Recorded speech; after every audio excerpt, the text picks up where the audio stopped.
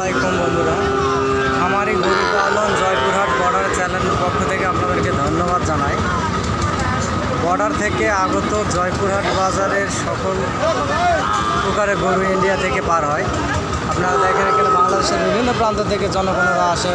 সাইবাল জাতের গরু, এগুলা গরু 65-60-এর ভিতরে এগুলো গরু বর্ডার থেকে আগত। এগুলা গরু বিক্রি হয়ে গেছে। এগুলা হচ্ছে আসছে গতকাল রাতে বর্ডার থেকে আসছে। বাংলাদেশের বিভিন্ন প্রান্ত থেকে লোকজন এসে জয়পুরহাট থেকে গরু কিনে নিয়ে যায়। এটা হচ্ছে গরুর খুঁটা।